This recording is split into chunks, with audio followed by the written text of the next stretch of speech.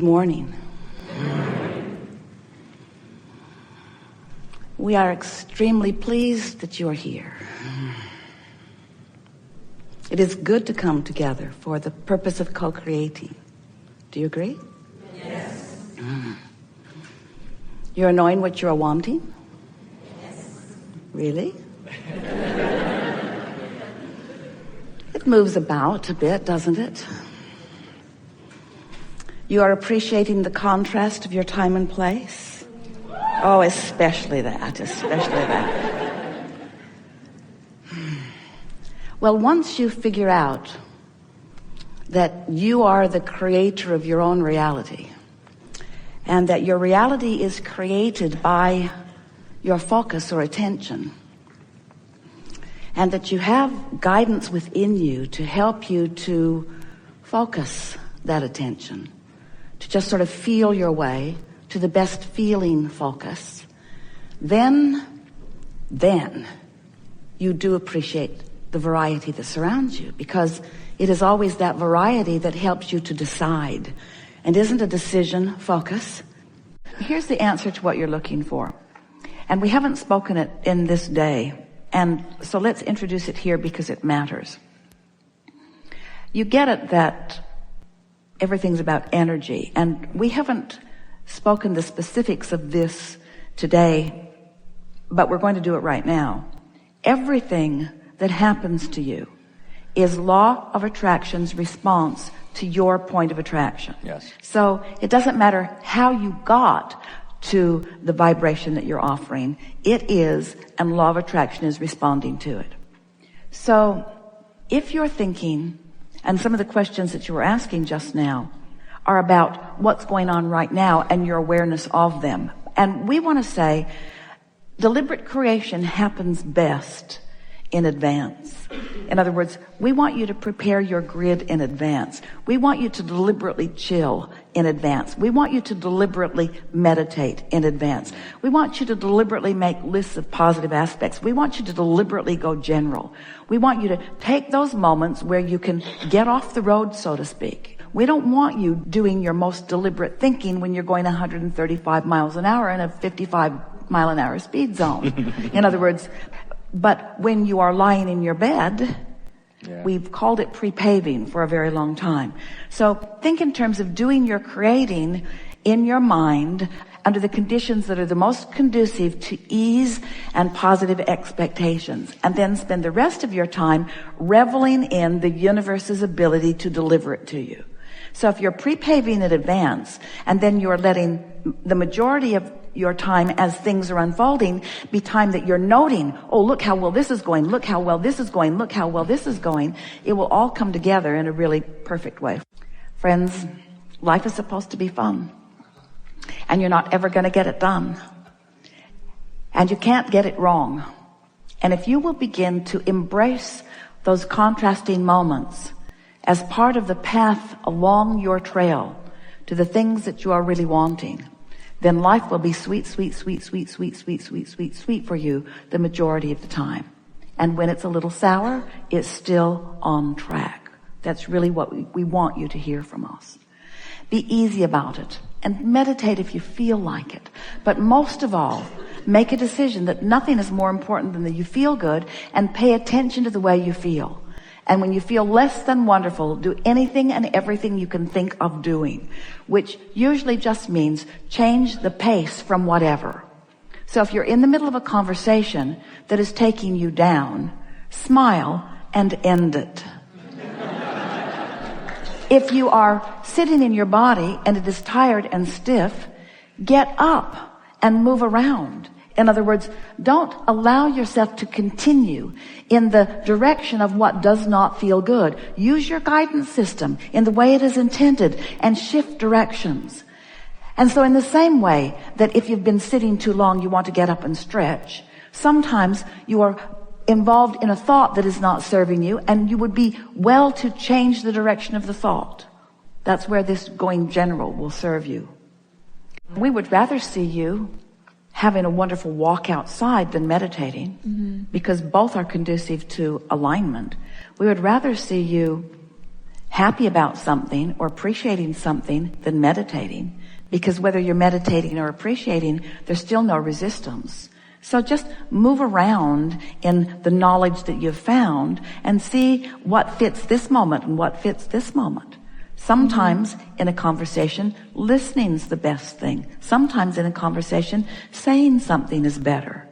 In other words, there's no right or wrong. Just do your best to apply as much that you know as best you can. And most of all, don't beat up on yourself, because there's a sort of recurring theme in this conversation that goes something like, I should be doing better than I am. And that is what's slowing things down more than anything and making meditation feel like a chore. Also, we don't want you to meditate to fix something that's broken. We want you to meditate because it feels good to release resistance.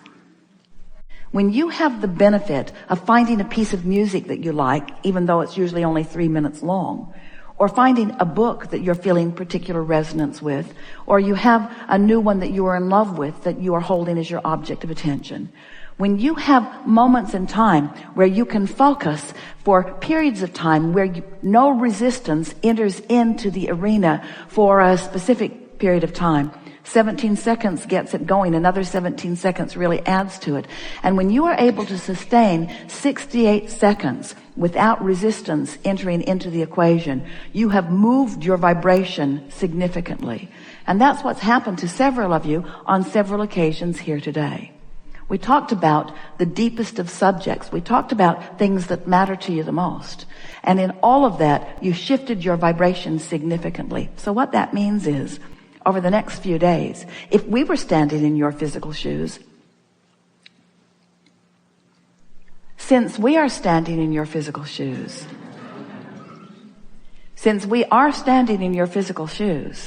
it is our intention to watch for evidence of the new alignment that you've practiced in these hours that we have been together. That evidence is going to thrill you. It's also going to buoy you. When you see it, when you come across it, consciously acknowledge it and make the correlation in your own being. This is as a direct result of my holding myself in vibrational alignment.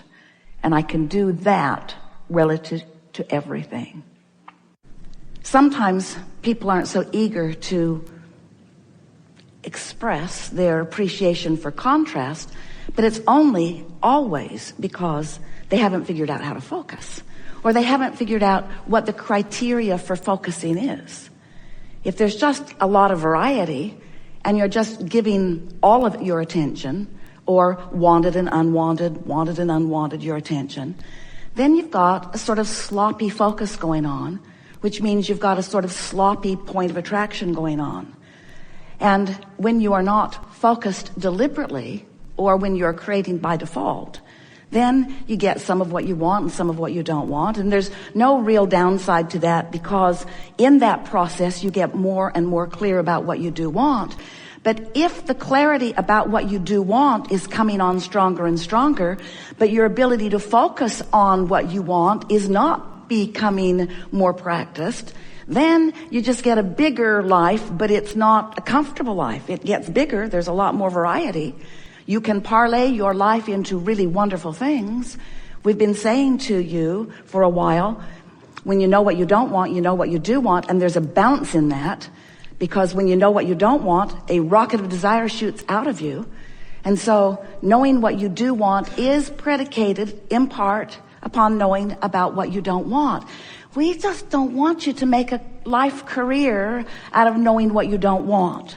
We want you to get more oriented toward knowing what you do want and speaking more about what you do want, and therefore practicing more of the vibration of what you do want, and therefore holding a more consistent vibrational point of attraction about what you do want, and therefore setting a vibrational grid that aligns with the core grid. We'll talk about grids all through this day, because we want you to begin to consciously acknowledge your point of attraction. And here's the best way to hear that. That would be like falling out of the sky or falling off the roof and asking, what thoughts should I be thinking while I'm falling? Yeah. And we mean that relative to all creation. We're not just talking about creation where there might be an abrupt ending. We're talking about all creation. There is this momentum during which contemplating the specifics of what you're doing are not necessary, because the momentum is already taking care of that. You get what we're talking about? We want you to stop struggling in your creation in the momentum. In other words, let the momentum happen and then reevaluate. Mm-hmm. And if you will do more creating in advance, if we were standing in your physical shoes, this is the way we would play it out. When we go to bed at night, we would bask in the deliciousness of the bed, and we would lie in appreciation of everything that we could find to appreciate about. We would bring ourselves into alignment through appreciation, through deliberate focus. And if we couldn't find it there, we would go general enough until we find it. And we would intend to sleep well. And we would put forth the suggestion, which is a prepaving, that when we awaken in the morning, we will feel refreshed, and that tomorrow will be a day where much inspiration of things from the vortex will flow. And then when we awaken in the morning, the first thing that we would say is, I'm happy to be awake and aware in this physical body. And I'm looking forward to witnessing the evidence of my alignment. I know there is already momentum in motion on a lot of things. And the momentum, no matter what it is going to serve me, because it's going to help me to direct my intentions. There's going to be contrast that's going to help me decide more clearly. So this is going to be a day that's going to be the grid filling in with things wanted and unwanted, and I embrace all of that because I accept all of it as motion forward. I accept all of it is why I'm here, and this is going to be a really fun day. So now you've set the potential resistance sort of at bay just a little bit, because you have, in general terms, not specific terms, in general terms said that you embrace and welcome all of it, because you accept all of it as valuable for you, you see. We told Esther as the day was beginning that it would be her favorite day ever. And when she listens back to this, she's going to discover why. Our favorite thing in a day like this is your willingness to come and play with us. Sitting here in the room, many of you are watching live around the world, but you are participating here with not only us, but with your own inner being. And it is satisfying to us that we are able to offer some general words about the laws of the universe as we know them to be. And that by your willingness to be here, your willingness to play with us, your willingness to focus, that we are able together collectively to let go of those corks of resistance, and your vibration raises. And what that means, especially in a day like this, is that when we move into some new places where we are not commonly treading, when we are finding some new ways of looking at things that you are not accustomed to looking at from your point of view, that because you have been willing to listen and because your vibration has raised, you're in a new place of clarity where it is meaningful to you. And the reason that we like that so much is because that means you've spent some time. We've been together for about 3 hours. And during a significant part of those hours, you have been in a state of alignment with the broader part of who you are. And what that means is you've practiced without meaning to a higher frequency vibration. And that practice is really all that is required in deliberate creation and in allowing what you want. We have enjoyed this interaction a lot. There is great love here for you. And as always, we remain in your vortex.